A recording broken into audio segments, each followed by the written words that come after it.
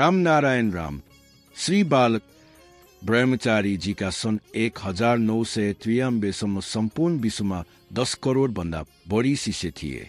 आज लगभग 13 करोड भन्दा पनि बढी मानिस उनीका शिष्य छन्। बाल ब्रह्मचारीजीले पण्डित जवाहरलाल नेहरूलाई भनेका थिए कि यदि तपाईँ मोहम्मद अली जिन्नालाई प्रधानमन्त्री बनाउनुहुन्थ्यो भने आज भारत जतिमा बनिएको छ त्यस्तो नबन्थ्यो। उनले नेहरूलाई यो पनि भनेका थिए कि नेपाल र भुटानलाई भारतसँग मिलाइदिनु पर्छ। उनी केहीले चाहन्थे कि देशको बन्टवारा होस्। बाल ब्रह्मचारी जीका शिष्यहरूमा नेताजी सुभाष चन्द्र बोस पनि थिए। यदि भारतको प्रधानमन्त्री जिन्ना हुन्थे भने आज भारत, पाकिस्तान, अफगानिस्तान, बङ्गलादेश र भुटान अल देश नहुन्थे। तर भविष्यमा तपाईँ देख्नुहुनेछ कि यी सबै देश फेरि एकजुट हुनेछन्।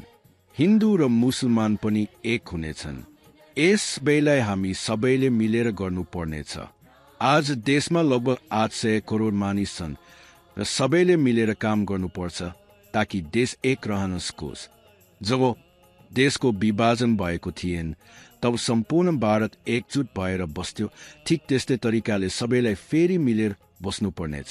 बाल ब्रह्मचारीजीले यो पनि भनेका थिए कि एक समय यस्तो आउनेछ जब अमेरिका आर्थिक रूपमा कमजोर हुनेछ।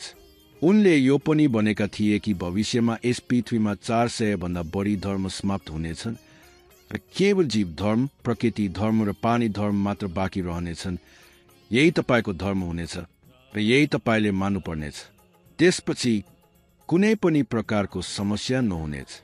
यदि तपाईँ यस पृथ्वीमा जन्म लिनेछौ भने तपाईँलाई कुनै समस्याको सामना गर्नु पर्दैन। तर यो सबै सम्भव हुनेछ जब तपाईँ यस पृथ्वीबाट व्यक्तिगत स्वामित्व हटाउनुहुनेछ। हामीलाई मान निर्मित संविधान, राजनीतिक दलहरू, जातपात र पन्थ धर्म हटाउनु पर्छ।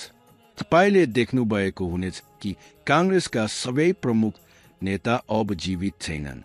नेहरू परिवारले देश छोडेर जानुपर्छ, कारण यदि उनीहरू नभएका भए भने उनीहरूको पनि मृत्यु हुन सक्छ। यदि उनीहरूले बच्न चाहन्छन् भने उनीहरूले रामनारायण रामको जाप गर्नुपर्छ। सञ्जय गान्धीको मृत्यु पनि अकाल मृत्यु थियो। लाल बहादुर शास्त्रीजीको मृत्यु पनि शङ्काजनक थियो। यदि त्यो समयमा जाँच गरिएको भए सत्य बाहिर आउन थाल्थ्यो कि यसको पछाडि को हात थियो र यो सबै काङ्ग्रेसको साजिस हुन सक्छ। पूरा देश यस मुद्दामा किन चुप छ? यदि मोदीजी र योगीजी देशको लागि राम्रो काम गर्न चाहन्छन् भने उनीहरूले गर्न किन दिनुहुन्न? बित 70 वर्षमा जुन कार्य काङ्ग्रेसले गर्न सकेन आज मोदीजी र योगीजी गर्दैछन्। के यो जनता देख्न सक्दैन? जनता आफ्नो आँखा खोलेर हेर्नुपर्छ कि मोदी सरकार देशको लागि कति मेहनत गर्दैछन्।